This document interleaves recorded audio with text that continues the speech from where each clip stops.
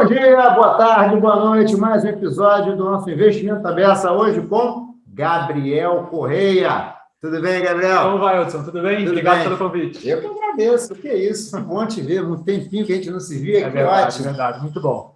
Legal. Gabriel, queria te pedir para se apresentar, para as pessoas conhecerem quem é Gabriel Correia. Vamos lá. Tudo bem? Bom, eu sou o Gabriel Hudson. É prazer estar aqui com vocês. Eu sou economista de formação, né? Você sabe bem. Fiz graduação aqui em São Paulo, na USP, fiz mestrado em economia. O Gabriel é carioca, né? Sou carioca também. Mas mais de metade da vida aqui já em São Paulo. Então, da vida, é verdade. Bom, eu fiz economia, comecei a trabalhar no setor privado com consultoria estratégica para empresas. E aí tive uma oportunidade de trabalhar na Secretaria Estadual de Educação aqui de São Paulo, que foi quando me deu um clique e realmente meus olhos brilharam para aquilo que eu estava fazendo, que é trabalhar com política pública, trabalhar com educação. E aí, bom, depois dessa passagem no setor privado, ingressei no Todos pela Educação, que é uma organização do terceiro setor, uma ONG que trabalha com política pública educacional, do governo federal, dos estados e dos municípios. Então, estou lá há 6 anos já, trabalhando na área técnica, na área que faz estudos, análise sobre a educação brasileira. E tento usar... Você está na área especificamente de estudos, né? Exatamente, uma área que a gente chama de políticas educacionais, é o coração técnico da organização, que faz os estudos, as análises e as recomendações de política pública que a gente apresenta para o governo federal, para Congresso, deputados, senadores, mas também para estados, governadores e secretários de educação e municípios. Então, um trabalho que eu gosto bastante, um trabalho diferente aí de muitos dos meus colegas que se formaram em economia comigo, mas um trabalho que eu acho importante para o país e que me motiva muito. Então, muito importante. Não. Por isso que o Gabriel já faz alguns anos, realmente é alguma coisa que faz os olhos dele brilharem. Fica muito bacana. Eu vou aproveitar e fazer uma pergunta primeiro, que eu tenho muita discussão com o que é uma política pública. Que hoje tem um negócio do machismo, eu acho isso, eu acho aquilo. Eu posso achar um monte de coisa e querer fazer um monte de coisa. Mas o que é uma política pública? Muito bom, Hudson. Acho que para tentar simplificar para quem não é do meio, né? Hoje em dia até estou fazendo doutorado em administração pública, mas basicamente um programa, um projeto de governo, né? Uma ideia de um governo para atender a população via um serviço público, a gente pode chamar de política pública. Então, o governo vai fazer uma política pública para melhorar a infraestrutura das escolas. Então, como é que eu garanto laboratórios melhores? Como é que eu garanto escolas mais agradáveis para os jovens, para os professores? Faço as reformas necessárias? Isso é uma política pública de melhoria da infraestrutura das escolas. Se eu vou fazer um programa, saindo aqui do mundo da educação, de transferência de renda, o Bolsa Família, agora o Auxílio Brasil, isso é uma política pública, né? Para tentar atacar o problema da pobreza. Então, quando a gente fala, e eu falo que eu trabalho com política pública de educação, é isso que a gente está tentando impactar. O que os governos fazem, né, seus programas, seus projetos, suas ações, para melhorar a qualidade das escolas públicas brasileiras. Então, assim, só fazendo assim, se você quer experimentar uma política pública, seria bom ter indicadores, né? Tipo assim, que eu posso achar um monte de coisa. Vamos fazer vamos botar as escolas todas com... vamos botar as escolas todas, vamos supor... Vamos pintar de verde. Vamos pintar de verde as escolas. Porque verde é bacana. Exato. Você pode gastar esse é o isso, ponto. mas... Eu acho que indicadores, né? Então, quando a gente olha para serviços públicos no geral, e serviços de educação, sempre acompanhar e conseguir medir o que você está fazendo, mas também avaliar o impacto das políticas públicas. Então, poxa, se eu sei que essa ação aqui do governo foi feita em vários outros estados, em vários outros países, e nenhum deu certo, por que eu vou tentar isso? Ou por que eu vou tentar uma política pública que pinta as escolas de verde, falando que isso vai melhorar a qualidade da educação, se em nenhum lugar, em nenhum momento do tempo da nossa história, isso foi testado e deu certo, né? Então, acho que acompanhar indicadores, fazer a avaliação das políticas públicas, nos ajuda a chegar em ações de governos que a gente chama de baseado, informado em evidências. Olha, isso eu vi que funcionou em tais países, já funcionou em tais estados. Quando é feito dessa forma, é melhor do que dessa. E aí você consegue estabelecer programas de forma muito mais embasada e que tenham impacto para a população. Sempre com essa preocupação, como é que a gente faz um melhor uso do dinheiro público, né? Então, isso é muito importante. É claro que isso tudo mistura com a política. Política pública corresponde à política. Então, a gente sabe que nem sempre os interesses políticos estão mais... alinhados ao interesse da população. Mas isso eu acho que é uma outra discussão. Outra discussão, isso é um programa à parte. Exatamente. Vamos lá, Gabriel, fala um pouquinho sobre educação aqui. O que a gente hoje considera assim que importa na educação? O que dá certo e o que não dá certo? Antes de falar de Brasil, vamos falar um pouco mais genérico, assim, o que dá certo em educação? Muito bom, Hudson. Então, para tentar até simplificar aqui, tentar falar sem muitos termos, sem muito economês, sem muitos termos de quem trabalha no mundo, mas vamos pensar na escola. Acho que todos nós aqui, nós dois, quem estudou provavelmente em escola particular ou escola pública, vamos pensar na escola. O que uma escola tem que ter para funcionar bem? Você pensa dentro de uma sala de aula, o aluno tem que estar lá, primeira coisa. Né? Tem que ter vaga para um estudante, o aluno tem que estar lá e ele tem que ter em condições de aprender. Quem estuda em escola particular, esse condições de aprender é um pouco mais tranquilo de quem trabalha em escola pública. O que eu estou falando com isso? Condição do domicílio, se passa fome, se não passa, se o pai tem emprego, não tem emprego. Isso afeta, né? Como a criança vai chegar lá numa carteira. A qualidade da vida no dia a dia da família. No dia a dia, a insegurança, tudo isso, né? Então, pensar nos alunos, né?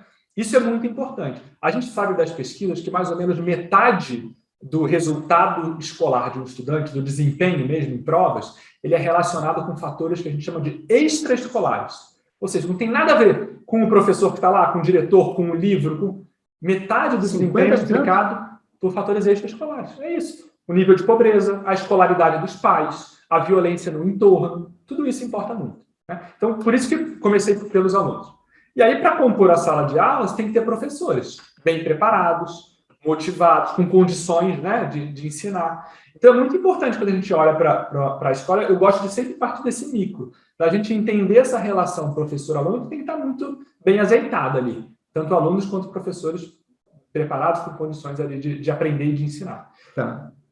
Olhando um pouquinho mais macro, escola. Você tem algum indicador sobre o professor brasileiro, comparando também? Temos alguns aqui, mas... Então, faz na tua linha. Não, acho que pontos importantes sobre professores. Né? Em primeiro lugar, quem que a gente atrai para essa profissão? Que jovens que estão buscando essa carreira de professor? Hoje, no Brasil, infelizmente, a grande maioria dos jovens que vão ser professor são jovens de baixo desempenho no ensino médio. É uma carreira muito pouco atrativa. Né? Então, só para dar um número exato, 70% dos estudantes de pedagogia hoje, no ensino superior brasileiro, tirou uma nota abaixo do Enem, abaixo da média do Enem.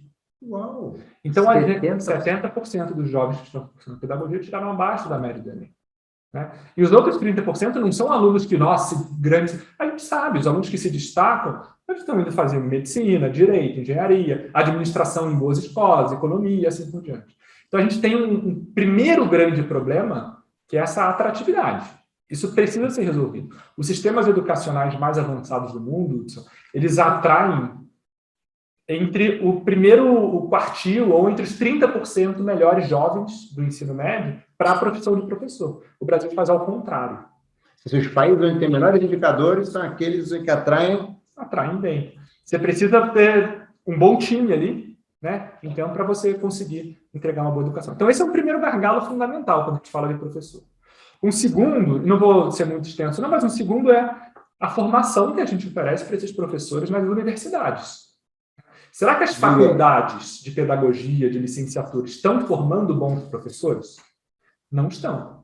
O Brasil segue um modelo onde hoje, atualmente, 2/3 da formação de professor, um pouco menos, 55% dos professores que estão sendo formados hoje estão num modelo completamente EAD, à distância.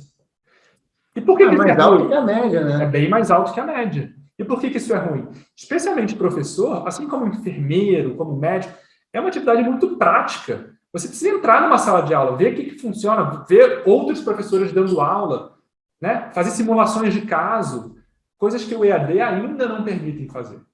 Então, você tem um curso totalmente EAD para formar professor. De um jovem que não vem bem preparado do ensino médio, quem que a gente está colocando na sala de aula? Estou ficando assustado. Pois é assustador. Quem que a gente está colocando na sala de aula? E aí entra um terceiro elemento, que é, depois que um profissional entra numa carreira, quais são as condições que são dadas nas escolas? A gente sabe que as escolas têm muitos problemas de infraestrutura, toda a questão salarial, de como que avança na carreira, é muito difícil avançar na carreira. Tem pouco até... É incentivo, né? Você não vai fazer a mesma coisa sempre, não muda nada. É um conjunto de condições com incentivos, como sempre. Então, as condições são baixas, os incentivos são baixos, isso prejudica muito. Então, a gente tem um grande problema no Brasil do que a gente chama de políticas docentes, relacionadas à figura do professor. Esse é um gargalo imenso que a gente tem hoje no Brasil. Tá? Não, estou dizendo, 50% o ambiente. A gente sabe que, infelizmente, o ambiente é ruim, porque a pobreza é muito grande no Brasil, a disparidade de renda é enorme. O professor é também, digamos, são os alunos desempenhos mais deficientes.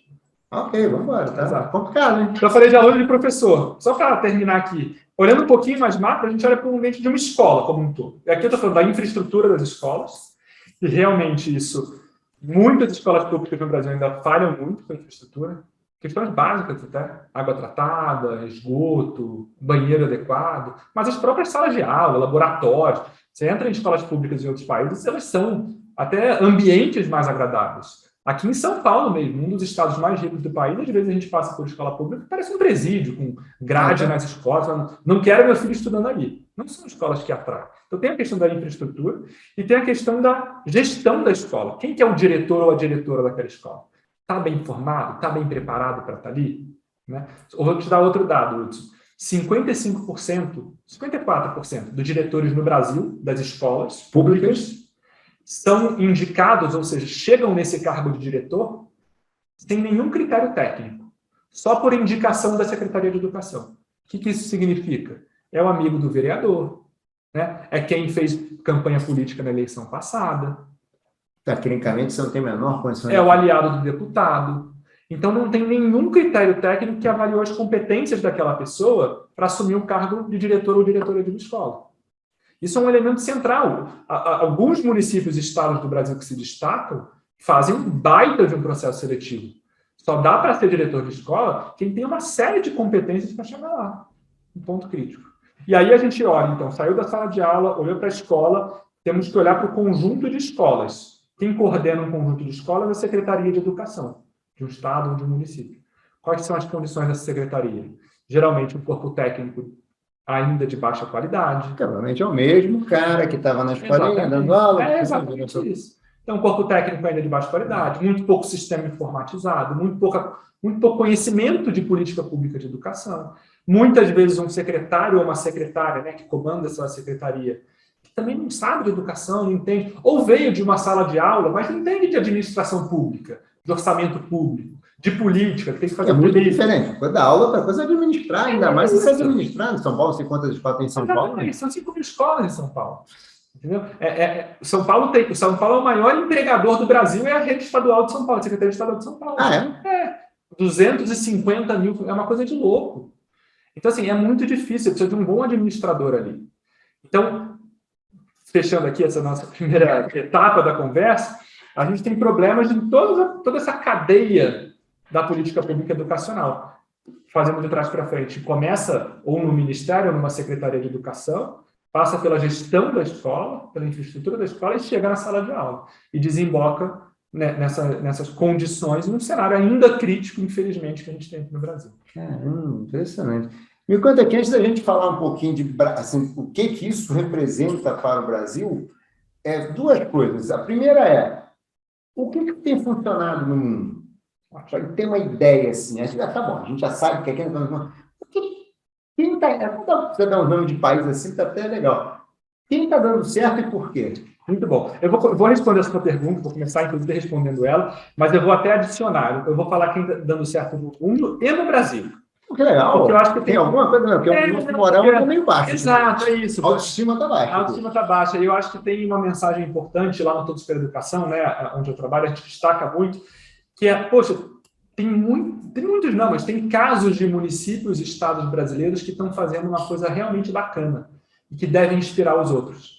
Temos até um projeto que chama Educação que dá certo, quem tiver interesse vale até conferir. Educação que dá certo? Onde a gente fez, por exemplo, no ano passado, a gente olhou para casos municipais e casos estaduais brasileiros de altíssimo resultado para mostrar o que funciona. Então, fizemos documentos técnicos mostrando o que funciona e fizemos até uns documentários, super legal para quem não é bem da área. Está no site Todos pela Educação? Está no site, o projeto Educação que dá certo. Tá. Tem tanto no site do Todos quanto www.educaçãoquedacerto.org.br. Quando a gente editar aqui o programa, a gente vai botar na legenda. Por gentileza, legal. Mas tudo isso para falar que existem casos no Brasil, eu já chego neles. Tá? Quando a gente olha para o mundo, a gente tem até uma prova que alguns ouvintes aí devem conhecer, que é a prova do PISA, da OCDE que compara países, né, e mostra, eles fazem uma prova com estudantes de vários países durante 15 anos, e aí você pode ver... Todos têm 15 anos, estão no último ano do... Exatamente, no último ano do ensino fundamental, primeiro ano do ensino médio, todo mundo com a mesma faixa etária, para a gente comparar quais sistemas educacionais são mais avançados. Né? E a gente consegue achar alguns... Né?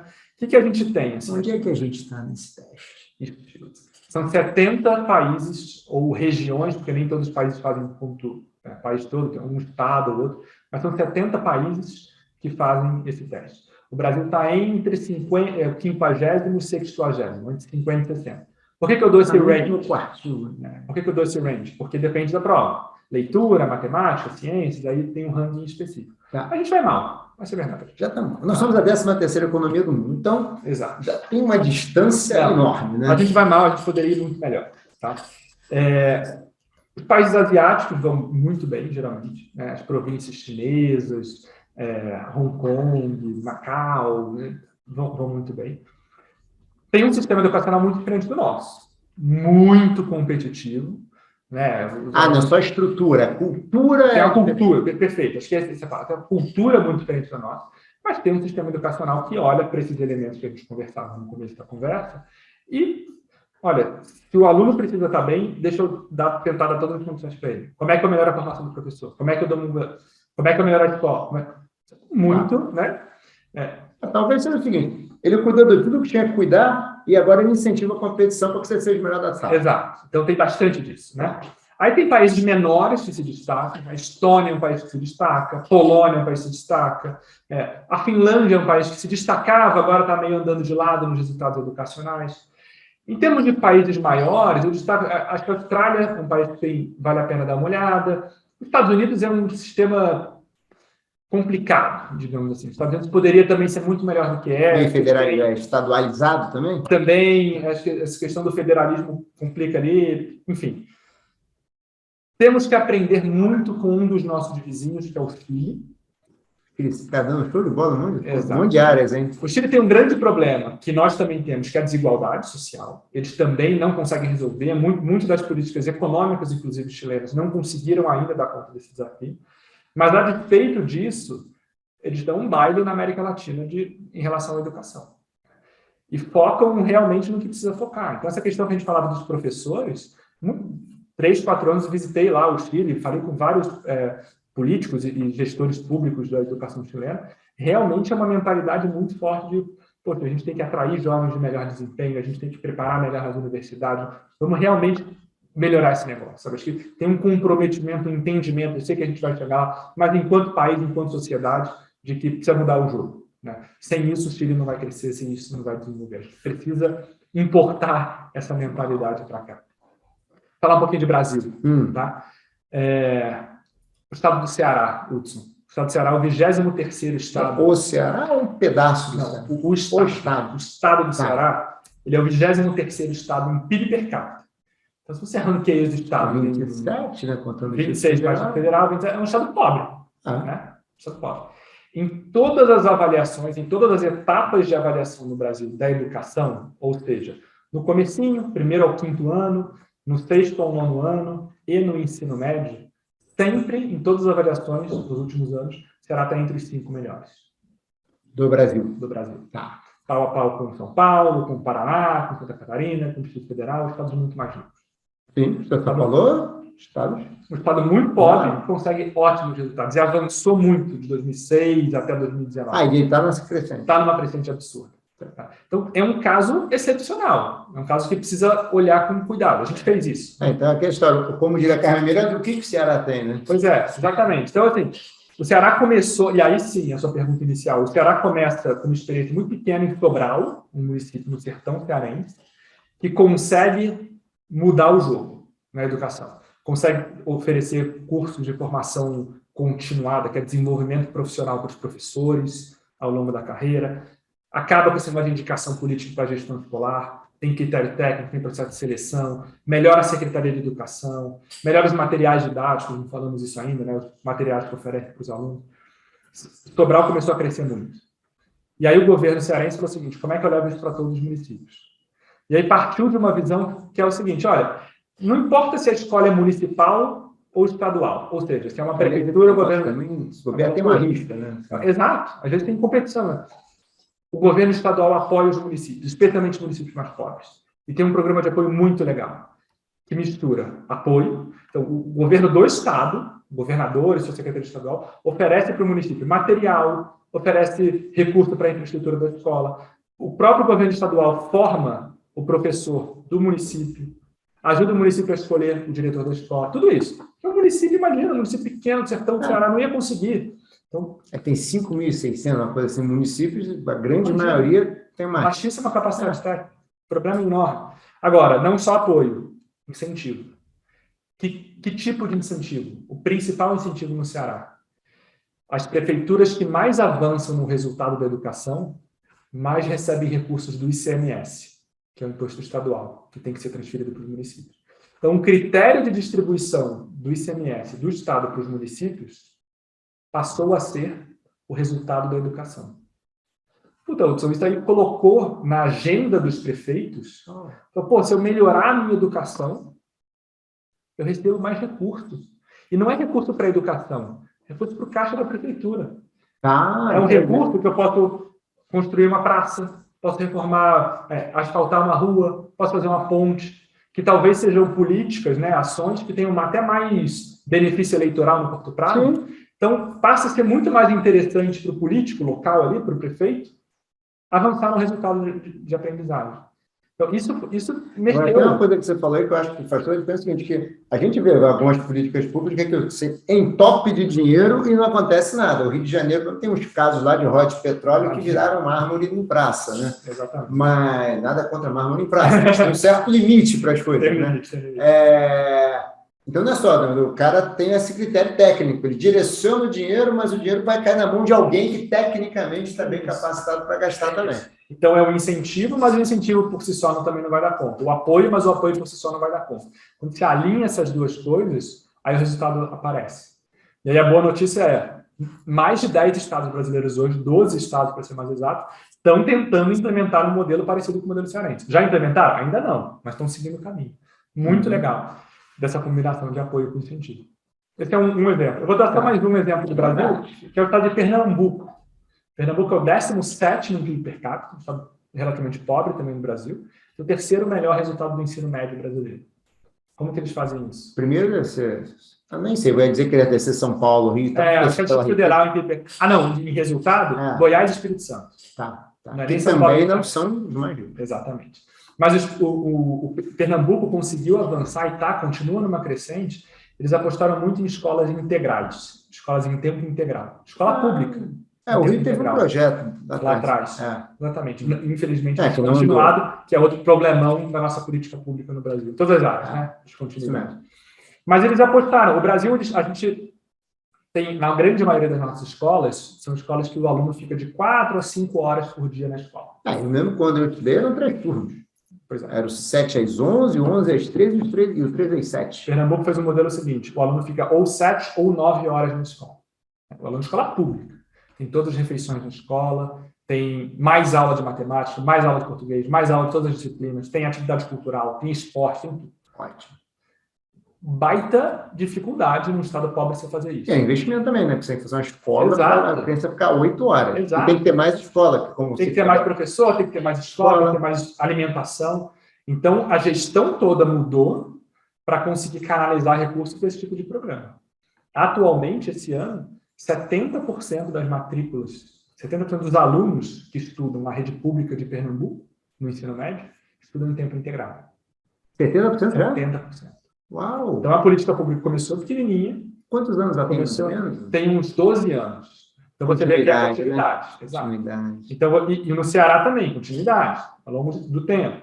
Mas a política começou pequenininha em algumas escolas, começou em uma escola, foi para 10 escolas no ano seguinte, depois a gente parou muito tempo, né? Foi testando para aprender, foi criando um indicador para começar lá no nosso... O que funciona, o que não funciona, ajusta isso aqui, ajusta isso aqui, hoje em dia dá resultado. Tudo isso, Hudson, para fechar, falando o seguinte: a gente já sabe caminhos que precisam ser seguidos.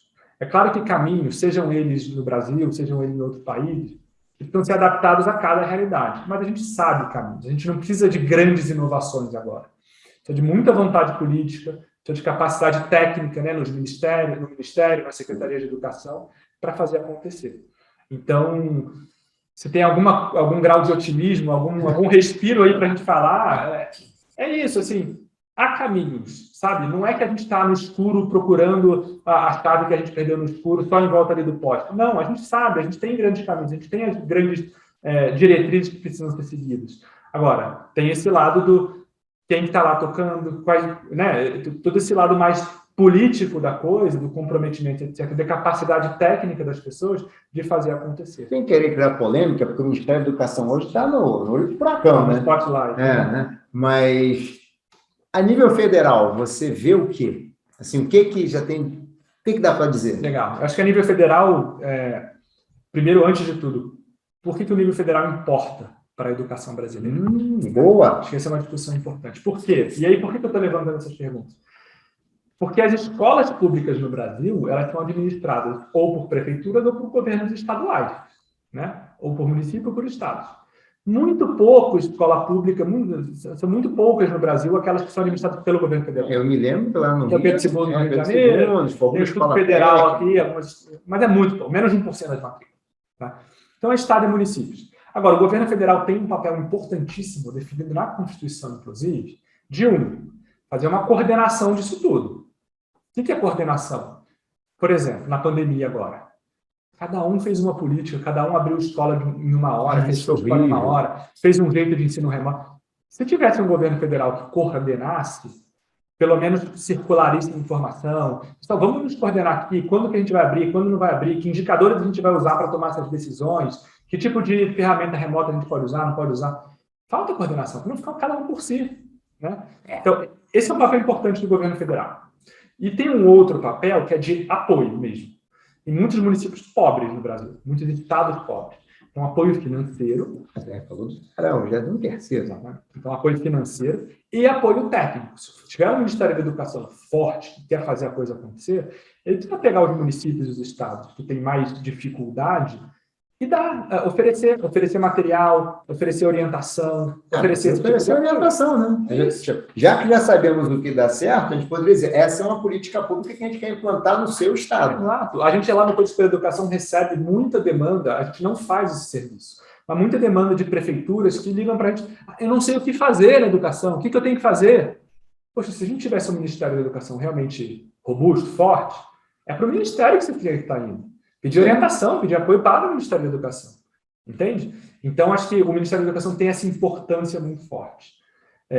Infelizmente, não tem sido útil nesse sentido. Então, acho que a política do atual governo federal não é no caminho de oferecer apoio para os estados e municípios irem no caminho correto. Virou um ministério muito mais focado em tentar a reeleição do presidente, uma pauta mais ideológica, e agora, aparentemente, inclusive, muito inundado em casos de corrupção, mas a ser investigado aí pelas autoridades. Impressionante.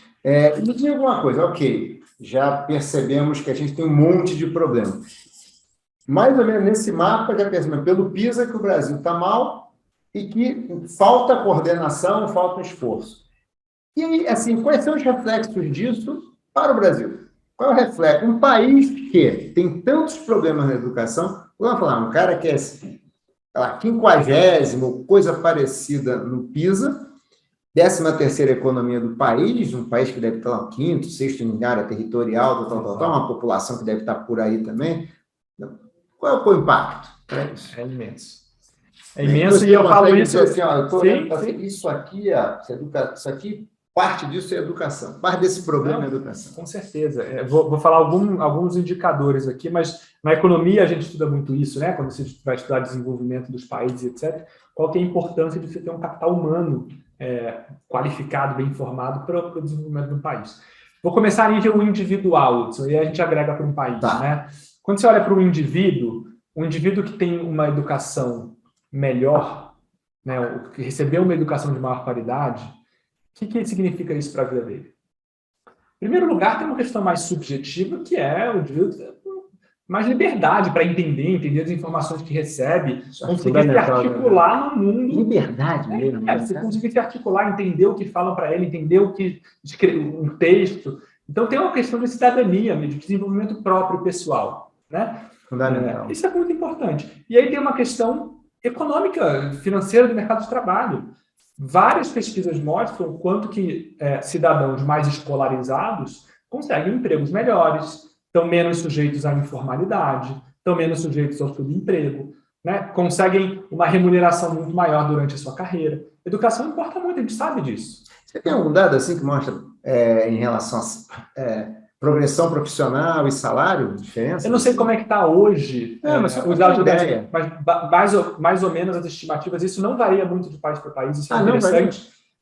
Um upgrade salarial, né, um aumento salarial de mais ou menos 10% a cada ano a mais de estudo.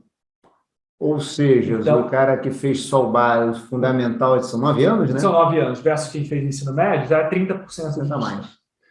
Se fez a faculdade, quase dobra. Exato. Mas, às vezes mais do que dobra. Muitas vezes mais do que dobra. Então, realmente, para a questão salarial, é muito grande. Por quê? Porque esse sujeito é mais produtivo.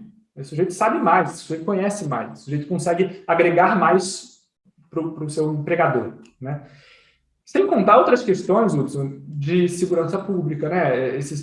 Um indivíduo mais escolarizado tem muito menos chance de se envolver com violência, de ser preso, de ter boas referências de saúde, e assim por diante. Quando você agrega todos esses indicadores num país, numa nação, o que a gente percebe que as pesquisas indicam? Então, nações cuja a população tem uma educação de melhor qualidade. Geralmente tem saúde melhor, tem muito menos violência, tem muito menos desemprego, tem toda a questão do mercado de trabalho, e tem mais crescimento. Crescimento sustentável. Não estou falando do crescimento do PIB tri contra tri. Quando você olha no longo prazo, isso importa muito. E aí eu vou citar aqui um pesquisador, uma pesquisa do Eric Hanushek, que é um economista da Universidade de Stanford, nos Estados Unidos, um dos maiores economistas da educação, muito dedicado a estudar a educação. Tem um livro muito legal que chama, não vou saber em português, Knowledge Capital. Enfim, depois eu te mando. Depois me manda, já sabe que eu vou. Exatamente. O ponto dele é mostrar, e ele mostra com indicadores do século XX, do século passado, que faz várias regressões mostrando, olha, quais são os países que mais cresceram no século XX, especialmente na segunda metade do século XX. Tá bom. Então, 50 até 2000. São 50 anos. Em 50 anos. O período do mundo cresceu muito, então é um período bom assim. O que ajuda a explicar esse crescimento dos países nesses 1950 a 2000, nesses 50 anos? E ele vai fazer um monte de regressão e ele mostra, olha, educação importa demais. E não é a educação só o ano de escolaridade, é a qualidade da educação, medida por essas provas internacionais que já existiam. E aí, só para a gente ter uma relação aqui, se o Brasil tivesse 50 pontos a mais nessa prova do PISA, isso colocaria o Brasil mais ou menos na média da OCDE, hoje, na média dos países mais ricos. Tá? O Brasil cresceria, em média, em 50 anos, 1 ponto percentual a mais no PIB, anualmente. Por ano? Durante 50 anos. Exato. É transformacional. É o caso da Coreia do Sul, que muita gente conhece, por exemplo. Né? Então, um pontinho a mais só por ano, hein? É que são 50 anos, mas é um pontinho a mais por ano. Então, assim, realmente todas essas relações que os economistas mostram. Eu estou falando um pesquisador, que é o Hanushek, mas tem muita pesquisa a respeito disso, mostra quanto que no longo prazo é fundamental para um país ter uma população com uma educação de qualidade. O Brasil, ele seguiu no século XX um modelo de desenvolvimento que não olhou para o capital humano. Quando a gente estuda os economistas, você também estuda isso, quando a gente estuda o debate econômico brasileiro, de Celso Furtado, não se fala em capital humano, não se fala em educação, se fala em desenvolvimentismo, em indústria, infraestrutura, etc. Não se fala de gente, não se fala de pessoas. Isso é muito importante. A gente é um país que ainda cresce com freio de mão puxado, a gente tenta avançar com freio de mão puxado. Não à toa, toda hora a gente para, a gente volta para trás. Né? Se a gente não entender que se a gente não resolver o problema educacional que ainda existe e é enorme, se a gente não entender que sem resolver isso a gente não vai ser um país economicamente mais desenvolvido, sustentável, mais justo, menos desigual, a gente não vai conseguir chegar lá se a gente não tiver uma população muito bem educada. Então, acho que esse é muito importante, isso é fundamental. E qualquer pessoa de qualquer área, se vocês trabalham com finanças, com mercado de trabalho, com meio ambiente, com saúde, com violência, é muito clara essa transversalidade da educação. É claro que cada um tem sua pauta, cada um tem seu setor, mas acho que entender a educação como um ponto fundamental para o nosso país é essencial para que a gente possa se desenvolver. Eu fico pensando aqui agora no seguinte, o mundo está mudando mais rápido, né? Os ciclos econômicos estão mais curtos, né? Exatamente. A gente está num momento agora que se fala de blockchain, metaverso, não sei o quê. Não sei o que será, mas com certeza estamos aí no limiar de uma mudança, de uma disrupção, alguma coisa similar assim, né? E aí, como é que fica? Porque, assim, é um mundo novo, quando as pessoas não estão conseguindo entender o mundo industrial ainda, o cara não consegue entender o manual em inglês. Imagina assim, não, trouxe aqui, eu sou da fábrica XPTO, da Dinamarca, tem uma fábrica, não, cadê o manual? É inglês. Quem vai dar o manual em inglês aí? Tá. Ou seja, e a gente está saindo de uma situação de nem isso a gente consegue, para uma situação que o mundo está mudando muito rápido. Nossa capacidade, quer dizer, o que é que mais ou menos vocês já pensaram, alguma coisa de estudar? Ninguém estudou, mas assim, o que se comenta sobre isso? Eu acho que a grande preocupação é a gente viver numa sociedade ainda mais desigual do que a gente vive hoje, em que a gente vai ter 0,1% das pessoas inseridas nesse mundo totalmente globalizado e totalmente tecnológico, que outros países mais avançados também estão vivendo, e a gente tem a grande parcela da população ficando para trás, porque não está conseguindo uma educação que nem as preparava para o mundo anterior. Né? Então, acho que essa é uma grande preocupação. E se a gente. Mas a gente pode perder o bonde de vez, né? Exato, a gente pode ficar cada vez mais para trás. Tipo assim, eu fico pensando, bem mais velho que você, né? Daqui a 20 anos a gente vai estar conversando, aí alguém vai dizer, não, mas o Brasil em 20 anos andou muito. Realmente o Brasil andou muito. Só que antigamente eu era o 14º da fila, agora eu sou o 28º. Tem que andar... Exatamente. Então, é isso. O negócio que brinca, né, Hudson? Quando você está lá no safari das zebras, a zebra não precisa correr mais que o leão, ela só precisa correr mais que as outras. Exatamente. Né? Exatamente isso. O negócio a gente tem que olhar para os outros, como é que os outros estão avançando também. E o Brasil ainda não se deu conta, minha percepção aqui, enquanto sociedade, tá? Isso reflete no mundo político, o quanto que a educação é importante e o quanto que é urgente a gente olhar para isso com muito mais atenção do que a gente tem olhado.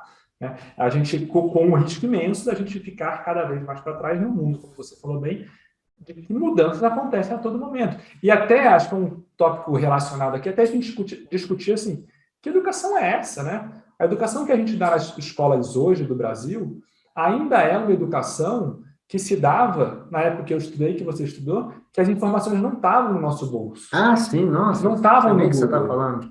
Entendeu? Então, assim, a gente ainda hoje cobra que os alunos tenham que saber a data exata da Revolução Francesa, da Revolução não sei o quê, a gente precisa disso? Ou a gente precisa ensinar o aluno a pensar melhor, a entender o fato político, econômico, social que estava acontecendo na Revolução Francesa? Né? Ou na Revolta Farroupilha, ou em qualquer fator histórico. A gente precisa saber uma fórmula matemática exata e decorar e ter aquelas musiquinhas que decoram a fórmula? Ou a gente pode passar a fórmula e o aluno saber aplicar aquilo, saber como é que aquilo se relaciona com a vida dele, né? Saber aplicar aquilo em algo diferente. Então, acho que a gente está num momento também educacional, e isso é muito incipiente, aí isso não tem nenhum país que realmente já aplicou, mas de repensar a educação. Porque agora a informação está muito fácil para qualquer um. Agora a gente precisa de outro tipo de escola. A literatura internacional chama-se Deep Learning, que é a aprendizagem profunda, que sai desse decoreba que muitas escolas ainda faziam mais ainda antigamente, e vão para um outro tipo de habilidade, de competência que precisa ser desenvolvida nos estudantes. Inclusive essa capacidade de mudar a todo instante, inclusive resiliência, e entra todo um mundo de competências socioemocionais que antes não eram trabalhadas nas escolas e agora precisam ser. Não, eu fico pensando no seguinte, né? Assim, eu sou professor, né? Você sabe, né? Hoje, meu grande desafio na sala de aula é fazer as pessoas interpretarem as informações, porque no fim das contas, se eu pegar lá, montar um slide qualquer no PowerPoint e ficar colocando lá, isso é isso, isso é isso, isso é isso, então, professor, pega o Google, eu já sei, é só dizer, não estou vindo aqui para isso. Me mandava um WhatsApp falando, hoje a aula é disso, vocês leiam aí na internet o que é o indicador A, o que é isso, o que é PIB. Você tem que, mais de alguma maneira, fazer a pessoa pensar. Hoje em dia você tem, quem passa em primeiro no vestibular, Hudson, quem sabe de cor quais são as estruturas de uma gimnosperma, de uma angiosperma, lembra das aulas de biologia lá atrás? A estrutura de um aracnídeo. E aí você pega uma população que está sendo preparada para isso, chega numa pandemia e toma remédio para piolho quando tem que combater um vírus, entendeu? E não consegue entender o que é evidência científica, por que uma vacina funciona, a outra não, que tipo de remédio pode funcionar, que tipo não. E aí a gente cai nesse mundo de fake news, de que qualquer mensagem do WhatsApp eu tomo como verdade. Então, a pessoa que estudou o micro do micro do micro do micro da ciência, mas não entende o que é um experimento científico. Né? Como é que ou estudou detalhes e detalhes de uma língua, da própria língua portuguesa, mas não consegue interpretar se uma informação é um fato ou é uma opinião da pessoa que escreveu aquilo. Se é fake news ou se não é fake news. Então, tudo isso entra nesse mundo novo, que é um repensar da educação importante. Como é que a gente pega os nossos sistemas educacionais que estão funcionando e vai acrescentando, não é uma revolução de uma hora para outra, né? Nada muda assim de uma hora para outra. Mas como é que a gente vai acrescentando e remoldando esse sistema educacional para o mundo atual? Essa foi uma coisa aí que me espantou durante a pandemia. Primeiro que o Brasil foi o primeiro a fechar a última vez escola, né? E me espantou que, inclusive, os professores não queriam voltar. Tem que vacinar todo mundo. Eu falei, mas peraí, sou professor, eu deveria estar pensando que eu quero voltar para o meu trabalho. E não, agora não. Mas os pais também. Eu não vi nenhum movimento no Brasil, pelo contrário, eu vi movimentos de pais que não pode ainda, não deve abrir. Não, assim, não me parece que isso seja uma coisa meio de Brasil ou de países que têm um nível de desenvolvimento cognitivo, né, meio pouco avançado, né? Eu acho que aí misturou um monte de coisa, assim. Acho que primeiro mistura e tem uma minoria de professores, eu destaco aqui que é uma minoria, mas muitas vezes é uma minoria barulhenta. Verdade. Boa observação, faço aqui. Que aí não está preocupado com a aprendizagem dos alunos, aí está preocupado com sua situação de vida, com seu salário, etc. Minoria, mas existe. E é barulhenta. E é barulhenta. Existe a grande massa de professores, e acho que os pais se misturam aí também, de muito medo e de saber as condições das escolas públicas. E saber que muitos governos não prepararam as escolas de abrir janela. Tem muita sala de aula que não tem janela. Verdade. Não tem ventilação. Verdade. Que na hora da saída e da entrada é um montoeiro de gente. Então tem gente também que... E por isso que a gente não pode ser preto e branco, né? Muito binário. Isso aqui é coisa de sindicato, isso aqui é... Porque também tem que reconhecer essas condições que muitas vezes são precárias. E o medo, né, Hudson? O medo da pandemia. Acho que muita gente começou com pouca informação, com fake news, e aí você não consegue ler direito as curvas, e no fim das contas você quer se proteger. Então teve uma confusão, e aí, condução muito errática do poder público, a gente gerou essa situação extremamente crítica, extremamente triste e preocupante, que o Brasil é um dos países que tem dados disponíveis com o maior tempo de escolas fechadas. Já teve ter estatística sobre o reflexo disso. Né? Tem. Qual que é o reflexo disso? Evasão enorme. O que é evasão? Sair da escola. Um jovem que deveria estar na escola. Já devia ser alta no Brasil. Já era alta. Hoje em dia a gente está beirando os riscos, a gente não tem o dado nacional ainda, mas risco de 30%, 35% dos jovens do ensino médio não voltarem para as escolas. Um terço. Né? Vamos esperar os dados nacionais, mas as estimativas que a gente está vendo com as secretarias é por aí. Por quê? Porque a situação social e econômica está muito baixa, o jovem foi virar entregador. Né? Foi entregar comida, foi entregar delivery, foi fazer bico, foi lavar carro, para ajudar a família, saiu da escola, se desengajou da escola. Tem que trazer de volta. Difícil. Evasão, risco imenso. Segundo risco imenso, saúde mental das pessoas, ansiedade, angústia, casos de depressão, etc. Muito, muito grave ainda com adolescentes, caso importante.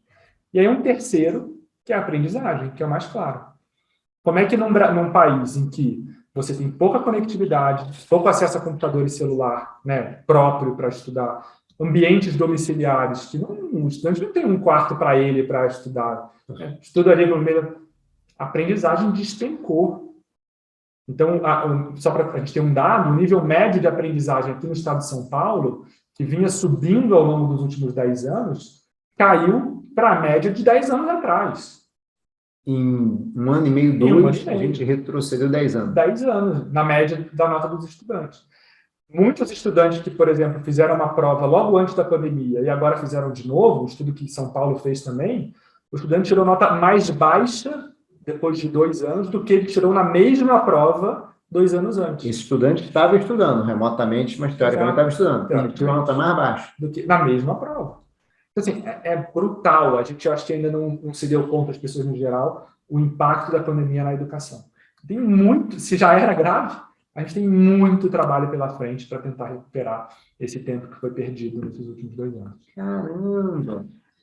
A gente já falou um pouquinho do como chegamos aqui, né? Você foi bastante feliz, me lembrando meus tempos que eu sou de uma geração bem antes da sua, então quando eu estudei economia, a gente dizia estruturalista, self-forçado, labiruso, não sei o que e tal. E realmente, né, parece que o grande problema era criar fábrica e ter infraestrutura, né? Faz estrada, faz hidrelétrica e põe uma fábrica e o resto resolve, né? E bota dinheiro público, né? E bota dinheiro público, né, e tal. Então, acho que realmente não teve essa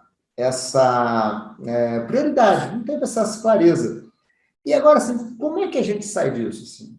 Como são os próximos passos? Quais são os caminhos, melhor dizendo? Porque assim, ninguém tem uma fórmula. Quais são os caminhos? Hudson, eu acho que o caminho ele começa... Tem um caminho de longo prazo, que é a sociedade cobrar mais sobre educação, a gente falar mais. Mas eu acho que isso é isso. Mas eu acho que vejo alguma mudança de quebrar um pouco os ciclos que só falam de educação, sabe? A gente está aqui numa escola de negócios falando sobre educação. Outro dia a gente teve um webinário junto de educação financeira, tive a oportunidade de falar sobre educação básica no geral. E assim por diante. Acho que tem uma coisa de conscientização da sociedade, que talvez comece pela sociedade mais escolarizada, com ensino superior, mas tudo bem, porque a gente precisa pressionar mais o mundo político, a classe política, né? Mas, saindo disso, eu acho que a gente tem que olhar, garantindo esse comprometimento, esse senso de urgência e de prioridade na política, para as pessoas que vão tomar conta, para os gestores públicos da educação brasileira. Quem são essas pessoas? Será que estão preparadas para falar? A gente sabe que hoje não, mas acho que começa por aí o caminho. Porque não adianta a gente querer mudar um micro numa escola, se quem está tomando conta da rede de escolas, está fazendo coisa errada, está atrapalhando as escolas muitas vezes, entendeu? Então, como é que a gente estrutura essas secretarias de educação para elas serem muito mais bem preparadas para apoiar as escolas no que elas são? E aí eu não vou entrar em muito detalhe, mas o segredo da educação, ela está em recursos humanos também. Quem faz educação no dia a dia são os professores, são os diretores escolares, são os técnicos da Secretaria de Educação. A grande pauta educacional é uma pauta de recursos humanos. Como é que a gente atrai boas pessoas, como é que a gente forma essas pessoas, como é que a gente desenvolve essas pessoas, como é que a gente dá incentivos corretos para essas pessoas. Se a gente não entender isso e ficar tentando apostar só em infraestrutura, em tecnologia, em A, B e C, sem olhar... Vou botar drone! Sem olhar para o elemento humano da educação, que é quem faz ela acontecer no dia a dia, isso não vai funcionar. Então, acho que se eu fosse destacar um ponto, é a gente entender que qualquer transformação educacional, qualquer reforma educacional, precisa começar e ter como foco central as pessoas que trabalham em educação. Desde a Secretaria de Educação até quem está lá dentro de sala de aula. Mas pelo que você está vendo, está terminando aqui, então a gente tem que só dar aqui só para fechar um pouco, pessoas, mas eu acho que ele precisa de uma direção, né? Eu acho assim, o Brasil é um país bastante centralizado no poder federal, né? Na esfera federal, né? Acho que tem que ter, realmente, né? E eu acho que passa um pouco pelo que você falou. Talvez nas próximas eleições, qual é a prioridade dos eleitores? Hoje tem segurança, tem... Realmente, vai lá, não tem jeito, né? Salário, prioridade, não sei o quê. Mas em algum momento tem que, assim, toda eleição aparece, educação entre os top 3. Exato. Toda eleição, está entre os 3 primeiros, e as pessoas começaram a cobrar, né? Exato, Hudson. E tem que cobrar, sabe? Acho que muita gente tem algum contato com um vereador, com um deputado, ou canais de mídia, ou canais de imprensa. As pessoas falam, as pessoas têm que falar sobre isso, as pessoas têm que mostrar que se importam sobre isso. Hoje em dia, muitas vezes, a educação vira para um político, para um ator político. Na campanha, é muito prioridade, né? Foto com criança, eu vou melhorar lá. Qual que é a realidade no mandato? Ver aquela área do não fazer. Não quero criar barulho, não quero não sei o quê, vou fazer outras coisas aqui para gerar benefícios políticos de curto prazo. Sabe? Isso não pode, nenhum país vai conseguir se desenvolver se isso acontecer. Então, eu acho que quanto mais a gente falar sobre o tema, quanto mais a gente conseguir cobrar sobre o tema, é muito importante. Para a gente não começar um movimento, mas dar mais força e mais velocidade para um movimento que acho que começou, acho que está acontecendo. Tem muita gente avançando, citei 2 exemplos aqui, tem bons casos de sucesso no Brasil, só que agora a gente tem que replicar isso, a gente tem que inspirar outros lugares para fazer. E aí, como você bem disse, o governo federal é central nisso. Então, a gente ter um presidente da República, ter uma ministra ou um ministro da Educação realmente comprometido com a pauta é fundamental para a gente conseguir avançar. Eu concordo com você. Eu acho que não há solução fora da política. Tem gente que acha que os políticos atrapalham, mas eles fazem parte da realidade, né? Fazem parte. Fazem parte. Qual é a outra solução? Vamos escolher algumas pessoas. Eu, você, vamos escolher a Gabriel, não é? Que todos possamos escolher, a gente consiga escolher bem. Mas não tem solução fora da política. Acho que a gente, quando vai votar, tem que pensar que quem que realmente está pensando no crescimento do país, e quando fala crescimento do país, é crescimento das pessoas, como você falou muito bem. Não é problema de falta de sala de aula, até também, mas não é problema de falta de tijolo. Não é, exatamente. Não é de falta de tijolo. Não falta, já faltou. Já faltou. Hoje em dia não é mais o problema. Tá certo, Gabriel. Super obrigado. Gente, peraí, você quer falar alguma coisa antes de a gente terminar? Desculpa. Não, eu acho que... Bom, desculpa, eu fui pouco educado. Não, só rapidamente, acho que a gente falou de muita coisa ruim, mas passar uma mensagem de otimismo. Assim, que, como eu disse, tem coisa boa acontecendo. Acho que tem um movimento grande, muitas organizações trabalhando, todos pela educação é uma delas, trabalhando pela melhoria da política pública. Então, acho que por mais que os desafios sejam imensos, Hudson, é possível mudar esse jogo. Tem jeito e dá para fazer. Muito trabalho pela frente, mas acho que boas experiências no Brasil nos mostram que dá para fazer e dá para fazer bem feito. Mas é muito trabalho, mas é um trabalho que está mapeado já, né, pelo menos. Como falamos, exatamente. Mapeado. Agora é realmente vontade política, conscientização para andar. E, Hudson, agradecer, porque eu acho que esse tipo de fórum é muito importante para essa discussão. A gente discutir com outras pessoas, em outros ambientes, sobre a política pública de educação, sobre a situação da educação do nosso país. Então, obrigado por abrir o canal para a gente falar com mais pessoas. Eu que agradeço. E esse episódio eu vou fazer questão de mandar na minha rede, episódio sobre educação, importante, acho que é uma pauta super importante. Que legal. Verdade. Gente, mais um episódio aqui. Gabriel, obrigado, hein? Gente, tchau. Esse episódio 62 com meu amigo Gabriel Correia. Tchau, gente. Obrigado. Tchau. So long.